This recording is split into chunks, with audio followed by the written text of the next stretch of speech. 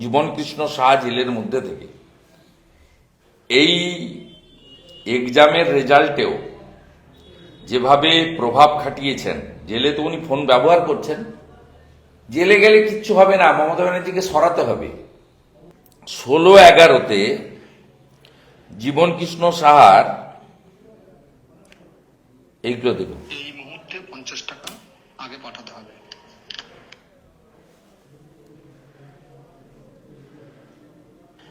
এই মুহূর্তে 50 টাকা আগে পাঠাতে হবে।